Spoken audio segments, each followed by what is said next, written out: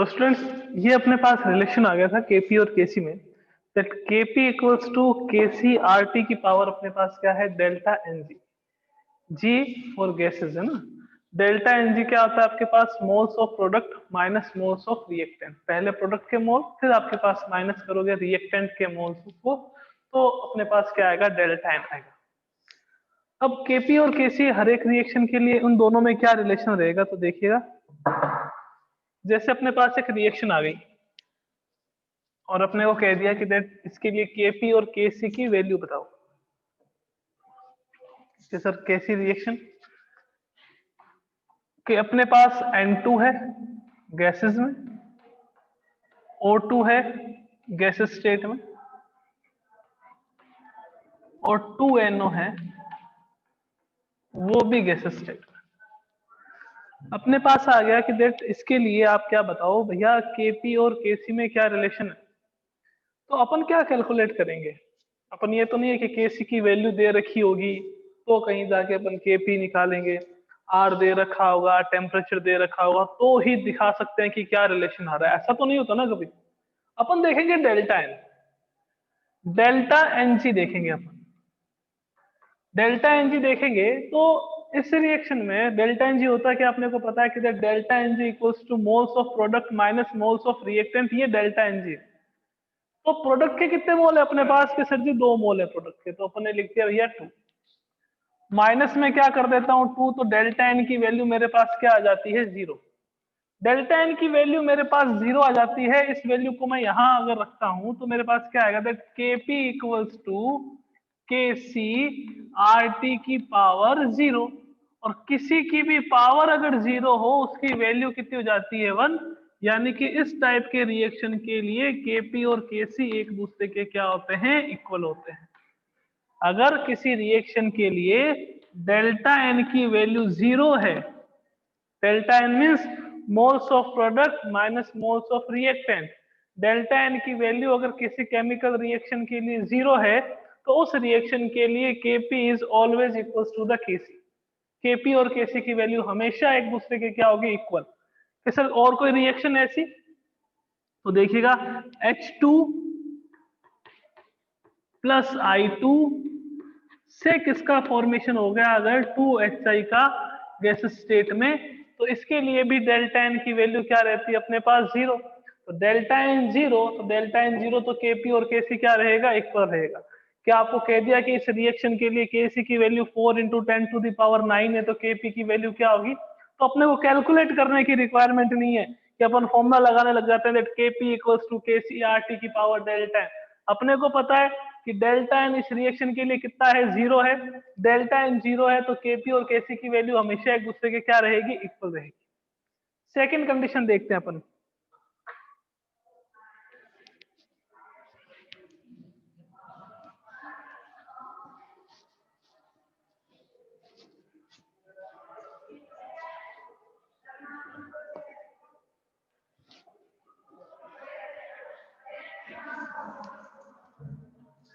Second condition that कि आपके पास जो डेल्टा एन है उसकी वैल्यू पॉजिटिव। पॉजिटिव कैसे सर, तो देखिएगा रिएक्शन की बात करते हैं। PCl5 ये कौन से स्टेट में, मान लीजिए गैस स्टेट में, इससे आपको डिसोसिएशन से मिला PCl3 प्लस अपने पास क्या आ गया, Cl2। तो इसके लिए डेल्टा एन पॉजिटिव होगा या नेगेटिव होगा, तो sir delta n equals to तो होता है that moles of product minus moles of reactant. Delta N की वैल्यू क्या आ गई आपके पास, 1। किस में आ रही है, प्लस में आ रही है, माइनस में आ रही है, सर जी प्लस में आ रही है, तो डेल्टा एन क्या हो गया आपके पास, पॉजिटिव। या अपन यूं भी कह सकते हैं that delta n greater than क्या है आपके पास, 0। Delta n is greater than 0, और 1 है तो 0 से क्या होगा, ज्यादा ही होगा ना। तो केपी और केसी में रिलेशन देखेंगे तो केपी की वैल्यू किसके इक्वल होगी, केसी आर टी की पावर आपके पास delta N. KP is equal to KC R T की पावर डेल्टा एन, मीन्स इस रिएक्शन के लिए केपी की वैल्यू ग्रेटर देन होगी किसके, केसी की। इस रिएक्शन के लिए केपी की वैल्यू ग्रेटर देन होगी किससे, केसी से। तो भैया डेल्टा एन 0 हो तो दोनों आपके पास क्या रहेंगे, equal. Kp is always equal to the Kc। Delta n greater than 0 हो, 1 हो, 2 हो, 3 हो, 4 हो, तो उसके लिए Kp is greater then Kc। Kp की वैल्यू Kc से क्या होगी, ज्यादा होगी।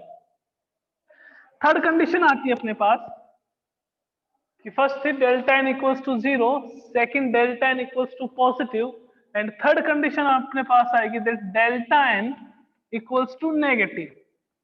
सर नेगेटिव का मीन्स कि जो डेल्टा एन है उसकी value less than 0, delta N की वैल्यू लेस देन 0।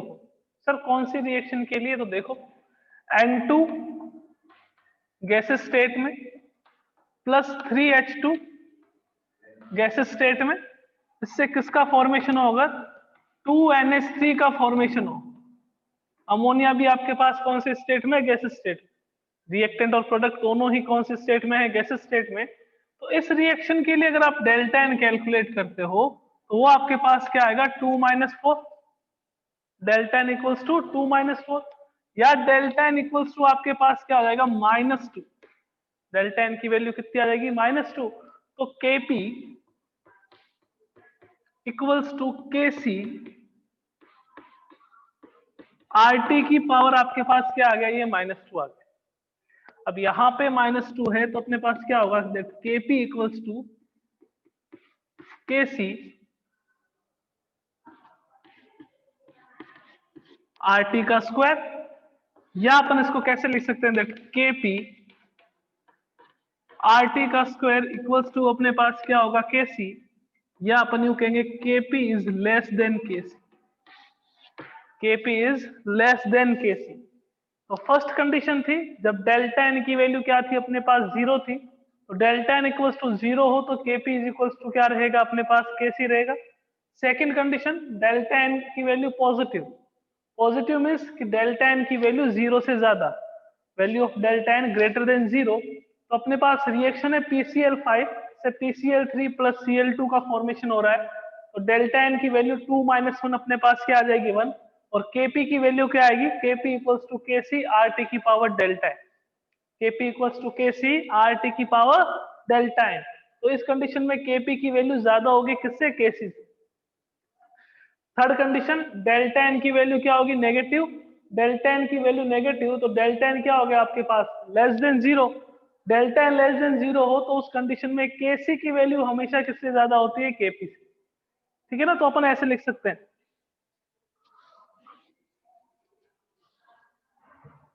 तीन कंडीशन है। If delta n 0 then Kp equals to Kc। If delta n greater than 0, then Kp is greater than Kc. If delta n less than 0, then Kp is less than आपके पास क्या आएगा, Kc आएगा। ये तीन condition आती है कि आपके पास अगर कोई केमिकल रिएक्शन आ जाए तो उस रिएक्शन के लिए अपन Kp और Kc की वैल्यू कैसे लिखेंगे, तो देखें।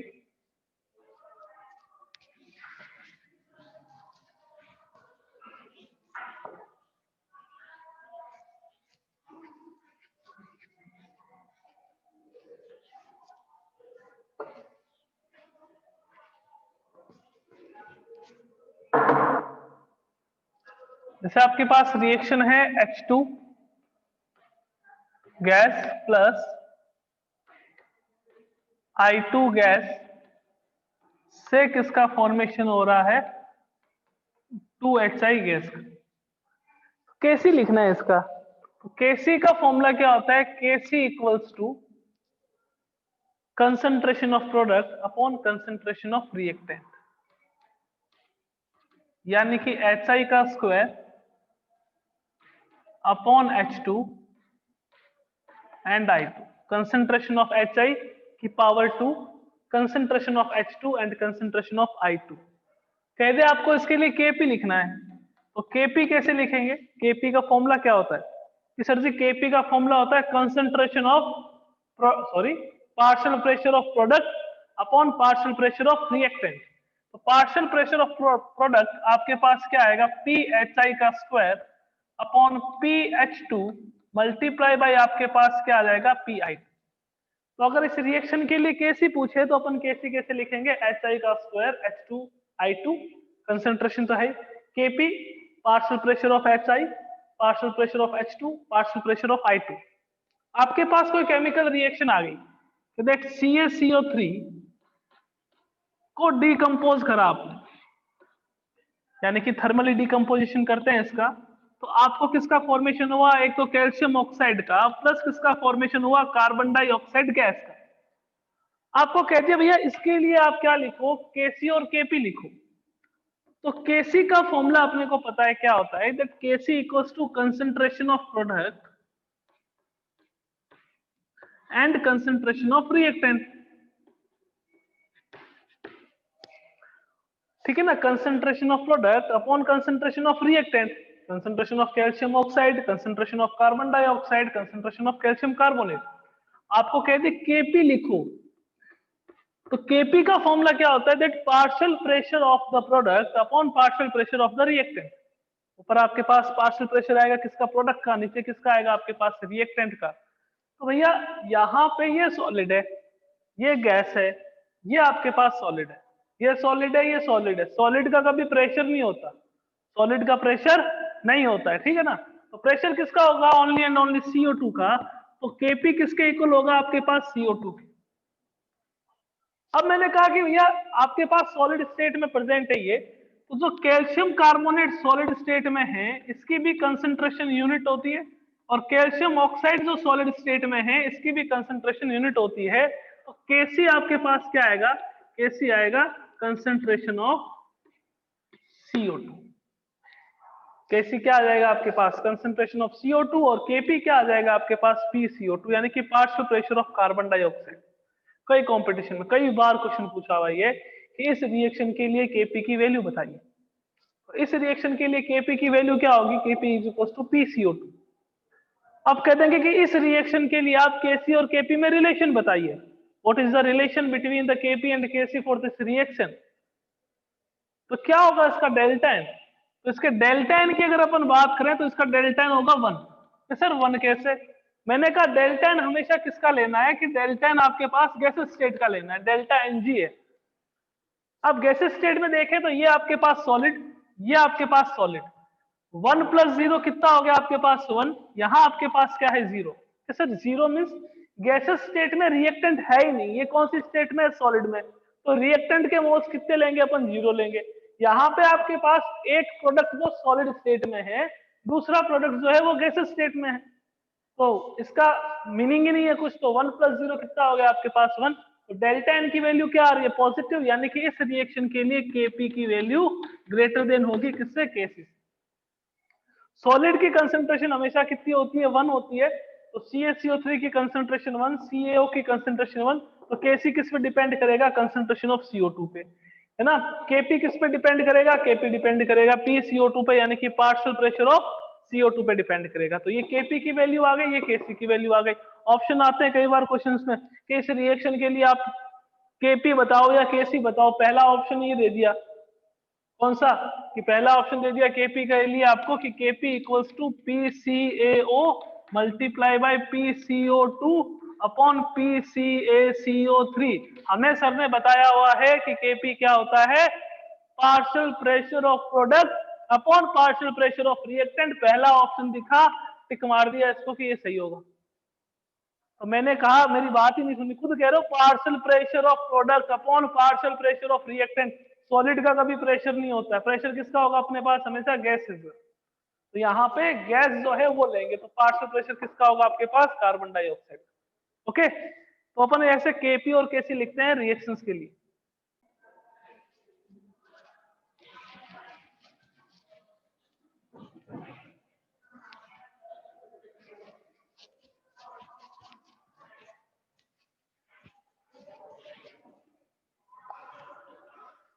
अब जैसे आपके पास एक आ गया कि रिएक्शन है एक,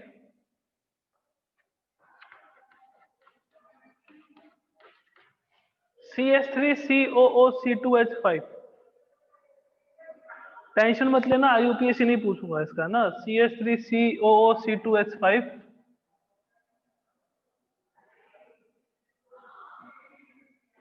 प्लस आपके पास H2O, इससे आपको मिल रहा है CH3COOH प्लस C2H5OH, C2H5OH। अब ये पूरी रिएक्शन है ना, ये भी आपके पास लिक्विड स्टेट में है, यानी कि इसका एक्वस सॉल्यूशन है, H2O है, ये भी लिक्विड है, ये भी आपके पास लिक्विड, सारे ही आपके पास लिक्विड, ये भी लिक्विड, ये भी लिक्विड, ये भी लिक्विड और ये भी लिक्विड। आपको पूछे इसका केसी क्या होगा, तो केसी अपने को पता है कि केसी कैसे लिखते हैं, that concentration of CH3COOH, concentration of C2H5OH, concentration of CH3, COO, C2H5 and concentration of H2, ये अपने पास क्या आ जाएगा केसी। केपी लिखेंगे नहीं, क्यों नहीं लिखेंगे, क्योंकि यहाँ पे कोई गैसेस स्टेट में नहीं है, गैसेस स्टेट में नहीं है तो अपन केपी लिखेंगे नहीं इसका लिए। गैसेस स्टेट में आपके पास नंबर ऑफ मोल्स 0 है, ना रिएक्टेंट में ना आपके पास प्रोडक्ट में, तो रिएक्टेंट और प्रोडक्ट दोनों में ही अगर आपके पास नहीं है, गैसेस स्टेट में कोई भी प्रोडक्ट नहीं है, कोई भी आपके पास रिएक्टेंट जो है वो गैसेस स्टेट में नहीं है, तो इसके लिए इसका केपी नहीं लिखते, इसका हमेशा क्या लिखते हैं, केसी लिखते हैं। ओके, कुछ क्वेश्चंस हो जाए, है ना। आइए,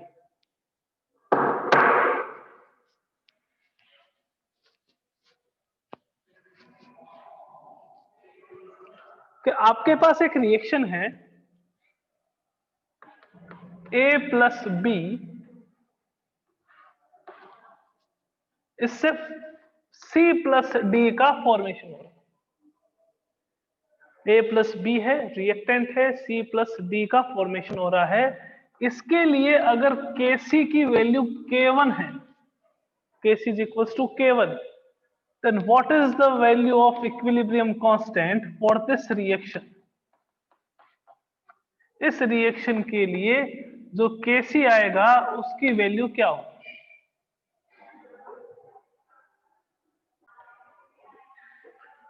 लो आइए देखते हैं कैसे इसकी Kc की वैल्यू देखेंगे। सबसे पहले अपने को क्या करना है, Kc का फॉर्मूला लिख लो इसके लिए, ऊपर वाली फर्स्ट रिएक्शन के लिए। तो Kc अपने को पता है क्या होता है, that Kc equals to concentration of product upon concentration of reactant, C concentration of D upon concentration of A and concentration of B। इसके लिए आपको Kc की वैल्यू दी है कि that K1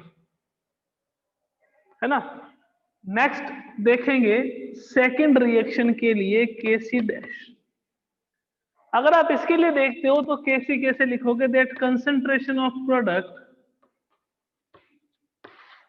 upon concentration of reactant. आपको इसके लिए Kc dash की वैल्यू बतानी। आप खुद देखिएगा यहाँ पे Kc जो है वो क्या है, concentration of product upon concentration of reactant.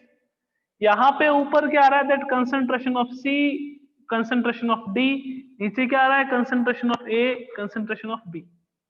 Okay, यहाँ पे क्या आ रहा है आपके पास, concentration of A, concentration of B ऊपर आ रहा है, और कंसेंट्रेशन ऑफ C और कंसेंट्रेशन ऑफ D नीचे आ रहा है। मैं अगर इस Kc का रेसिप्रोकल देखूं, यानी कि अगर इसको अगर मैं 1 से डिवाइड करूं Kc को, कि मैं इसको अगर 1 अपॉन Kc लिखूं, तो 1 अपॉन Kc लिखूंगा तो क्या आएगा मेरे पास, कि 1 upon concentration of C, concentration of D, और ऊपर मेरे पास क्या आ जाएगा, that concentration of A and concentration of B। यानी कि मैंने इसकी वैल्यू को 1 से डिवाइड करा तो मेरे पास क्या आ गया, Kc डैश आ गया, कि 1 अपॉन Kc इक्वल्स टू ये है, इसको अपन क्या कह देते हैं, Kc डैश कह देते हैं। यानी कि Kc डैश जो है उसकी वैल्यू मेरे पास क्या होगी, 1 अपॉन K1।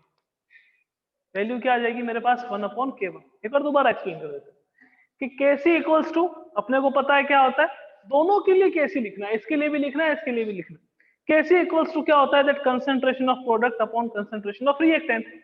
और first reaction Kc is equals to concentration of C, concentration of D upon concentration of A multiply by concentration of B। और सेकंड रिएक्शन उसको अपन Kc डैश कहेंगे, वो अपने पास क्या है, concentration of A, concentration of B upon concentration of C and concentration of D. अब मैं अगर करता हूं, मेरे पास जिसकी वैल्यू पता है उसके रिगार्डिंग ही कुछ बातें करूं। मेरे को वैल्यू किसकी पता है? मेरे को वैल्यू केसी की पता है। तो मैं क्या करता हूं, इस केसी को 1 से डिवाइड करता हूं। मैंने 1 से डिवाइड करा, तो 1 से डिवाइड करने पर मेरे पास क्या आया? Concentration of A, concentration of B, concentration of C, concentration of D. यानी कि 1 अपॉन केसी जो है वो केसी डैश के इक्वल है। केसी की वैल्यू कितनी है? K1 है, तो केसी डैश इक्वल्स टू क्या हो जाएगा अपने पास? 1 अपॉन K1 हो जाएगा। केसी डैश इक्वल्स टू क्या हो जाएगा अपने पास? 1 अपॉन K1। तो ये इसकी वैल्यू आ जाएगी। आइए ऐसे कुछ और क्वेश्चंस करते हैं, मजा आएगा बहुत।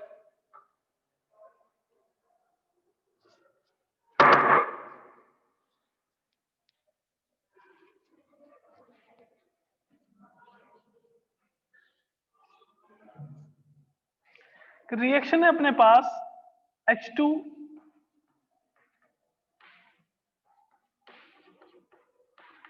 प्लस I2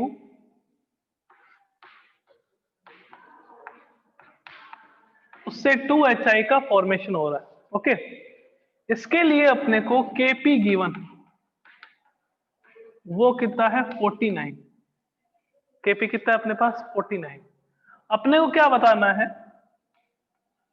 आपके पास रिएक्शन आ गई 1 upon H2, sorry 1 half H2 half I2 से HI का फॉर्मेशन हुआ है। तो इसके लिए Kp डैश बताना है अपने को, कितना होगा? और क्या बताना है कि आपके पास आ गया 2HI plus, sorry 2HI gives to H2 plus I2 gas और Kp डबल डैश, इसकी वैल्यू बतानी है। अपने पास आ गया दैट HI गैस स्टेट में रिवर्सिबल रिएक्शन का sign half H2 plus half I2 Kp triple dash की वैल्यू बतानी।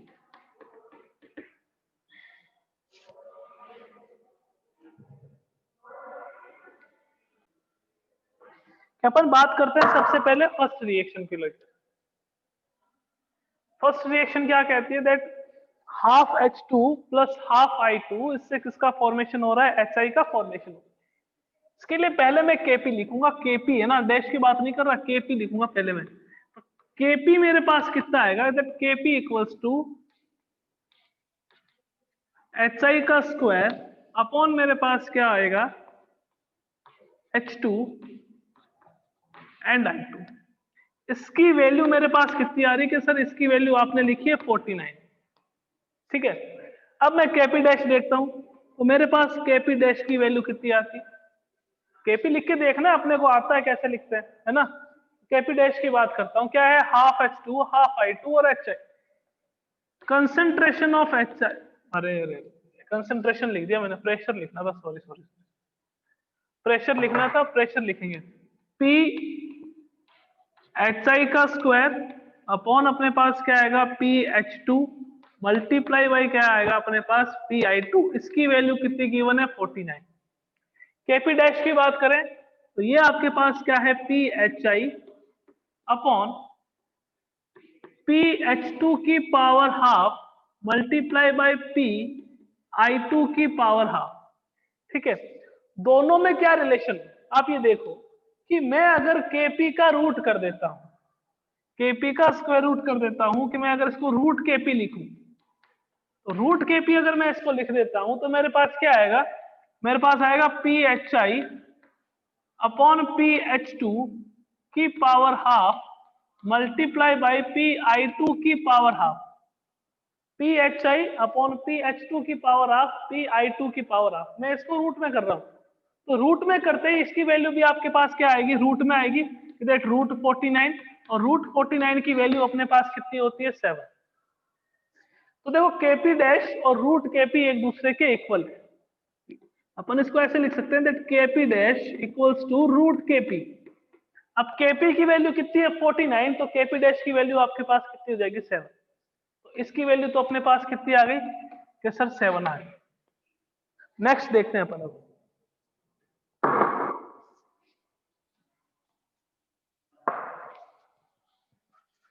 नेक्स्ट रिएक्शन अपने पास थी दैट 2HI गैस स्टेट में, इससे किसका फॉर्मेशन हो रहा है, H2 का और प्लस I2 गैस। अब ये रिएक्शन कहती है कि भैया इसके लिए Kp लिखो, तो इसके लिए Kp लिखोगे तो आपके पास क्या आएगा, that PH2 multiply by PI2 upon आपके पास क्या आएगा, PHI का स्क्वायर। इसमें और इसमें क्या डिफरेंस है कि सर रिएक्शन जो है ये H2 और I2 से 2HI का फॉर्मेशन हो रहा था, यहाँ पे 2HI से H2 और I2 का फॉर्मेशन हो रहा है, मीन्स Kp डबल डैश जो है वो 1 अपॉन क्या है आपके पास Kp, 1 अपॉन Kp है तो वैल्यू क्या आ जाएगी आपके पास 1 अपॉन 49। तो Kp डबल डैश जो है उसकी वैल्यू कितनी रहेगी आपके पास 1 अपॉन 49। क्या सर थर्ड रिएक्शन की बात कर लेते हैं, आइए थर्ड की बात कर ले, सॉरी फोर्थ रिएक्शन जो भी है आपके पास। लास्ट रिएक्शन क्या थी, that HI gas H2 plus half I2 gas, ये अपने पास लास्ट रिएक्शन थी। इसके लिए Kp देखें तो Kp क्या आएगा, इसको Kp ट्रिपल डैश दिया था अपन नाम, Kp ट्रिपल डैश PH2 की power half multiply by PI2 की पावर हाफ अपॉन PHI, ये अपने पास आया था Kp ट्रिपल डैश। अब देखो जो Kp ट्रिपल डैश है और जो Kp डैश है उसमें क्या रिलेशन है कि सर यहाँ पे तो HI रिएक्ट प्रोडक्ट के साइड था, यहाँ पे रिएक्टेंट के साइड है, यानी कि अपन यूं कह सकते हैं that Kp triple dash equals to 1 upon क्या है Kp डैश, तो आपके पास क्या आ जाएगा 1 अपॉन 7, तो इसकी वैल्यू कितनी आएगी 1 अपॉन 7। तो फर्स्ट रिएक्शन में Kp अगर 49 है तो सेकंड में Kp डैश की वैल्यू कितनी होगी 7, Kp डबल डैश की वैल्यू कितनी होगी 1 अपॉन 49 और Kp ट्रिपल डैश की वैल्यू आपके पास कितनी आ जाएगी 1 अपॉन 7। आपको देखना है कि रिएक्शन कैसे हो रही है, कंप्लीट है ना। रिएक्शन में अगर देखेंगे अपन तो ये एक दूसरे के रेसिप्रोकल है, तो इसकी वैल्यू भी आपके पास 1 अपॉन 49 में चली जाएगी। ये दोनों रेसिप्रोकल है एक दूसरे के, यानी कि रिवर्स रिएक्शन है, तो इसकी भी Kp की वैल्यू एक दूसरे के क्या होगी, रिवर्स होगी। ओके, तो ये स्टार्ट होते हैं क्वेश्चन यहाँ से न्यूमेरिकल। कल और करेंगे इस पे अपन न्यूमेरिकल नेक्स्ट क्लास में, ठीक है, मिलते हैं कल, थैंक यू।